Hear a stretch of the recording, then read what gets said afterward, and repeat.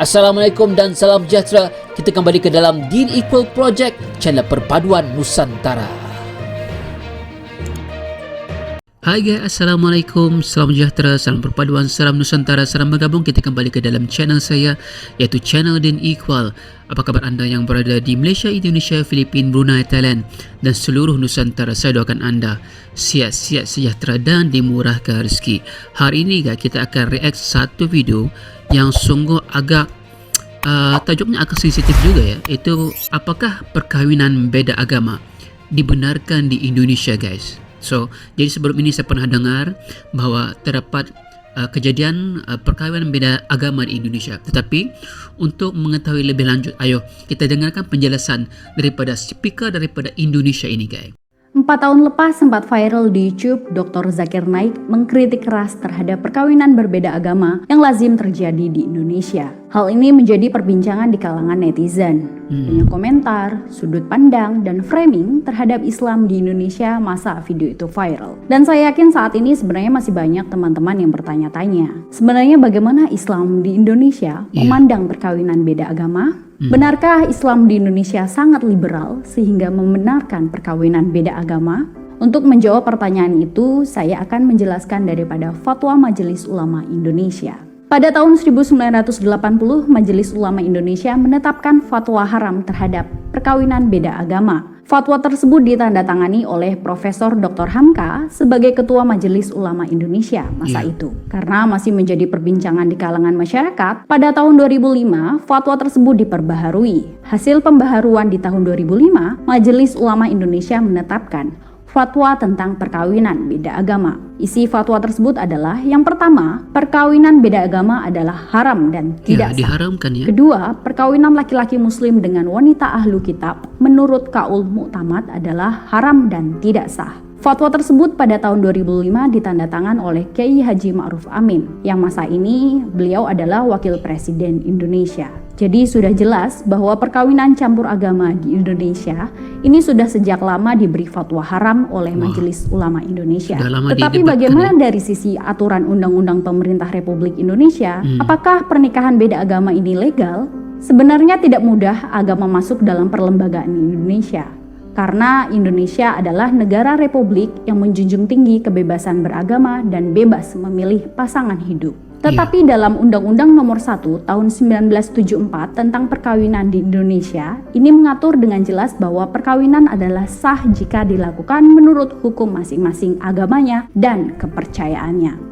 Ini tidak ada tawar-menawar dalam undang-undang ini. Karena agama Islam mengharamkan nikah beda agama, maka pernikahan ini juga tidak dianggap sah oleh negara Indonesia. Sudah jelas pernikahan beda agama ini mendapatkan fatwa haram dari Majelis Ulama Indonesia dan Undang-Undang Indonesia tidak membenarkan. Kenapa masih ada yang nikah beda agama di Indonesia?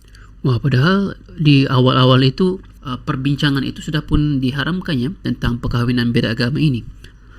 Tapi ayo kita dengarkan lagi. Beberapa orang yang menjadi pelaku kawin beda agama ini ya di Indonesia menempuh jalur lain. Beberapa cara yang saya tahu adalah cara pertama, menikah di luar negeri dan mencatatkannya di Indonesia. Ini sering terjadi karena pernikahan yang dilakukan secara sivil di luar Indonesia ini boleh dicatatkan secara sivil pula di Indonesia. Tetapi tidak dicatatkan secara lembaga agama. Ada undang-undang tersendiri. Negara favorit orang pergi kawin campur ini biasanya di Singapura, Hong Kong, ataupun Australia. Cara kedua adalah dengan pindah. Ya, kalau di Singapura itu saya pernah melihat satu case. Sebab saya adalah antara peminat penyanyi Marcel ya. Lagunya Semusim itu ya. Semusim telah ku lewati. Kan dia pernah dulu nikah di ini ya, di Singapura. Jadi Singapura adalah salah sebuah negara yang membenarkan kawin beda agama. Jadi masa ini sudah bernikah dengan istrinya, kalau tidak silap saya nama dia Rima Melati. Rima Melati itu agamanya Muslim dan masa itu agamanya Buddha kan. Jadi pernikahan itu telah berlangsung dan disahkan di Singapura. Nah, itu juga terjadi. Tapi bagi orang biasa, pernikahan di luar negara itu bukan sesuatu yang murah ya. perlukan biaya yang mahal, kos perjalanan, penginapan sebagainya. Jadi itu sungguh payah guys. Ayo kita dengarkan penjelasan daripada speaker kita daripada Indonesia ini. Agama atau convert. Ada beberapa kasus orang menyatakan pindah agama demi boleh menikah.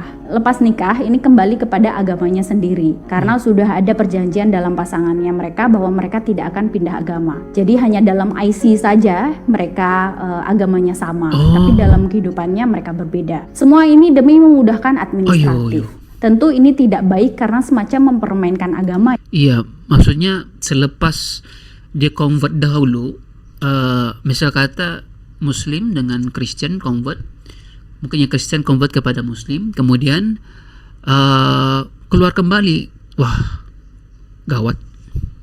Karena yang mungkin yang menjadi kerisauan kita ialah tentang bagaimana nanti nasib anak-anaknya yang kemudian itu, adakah amalannya mungkin kepada si ayah ataupun si ibu, itu kita nggak tahu. Itu mungkin permasalahan yang akan diterima nanti ya. Pernikahan adalah hal yang sakral dan seumur hidup. Sebaiknya memang dilakukan dengan agama yang sama agar dunia akhirat berakhir bahagia. Sekian dan terima kasih.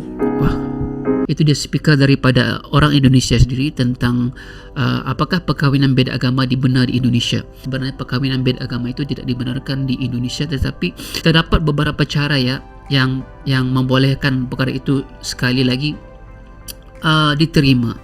Dan kebanyakan mereka-mereka yang bisa melakukan perkara ini adalah mereka-mereka yang mempunyai uang ringgit, yang boleh keluar negara, bernikah di luar negara. Antara negara-negara yang membenarkan pertama ialah Kanada, kemudian kita ada Belanda, kita ada Inggris, kita ada Singapura yang tadi Marcel yang saya bilang, kemudian Tunisia guys. Jadi ini antara negara-negara yang membenarkan perkawinan ataupun pernikahan beda agama.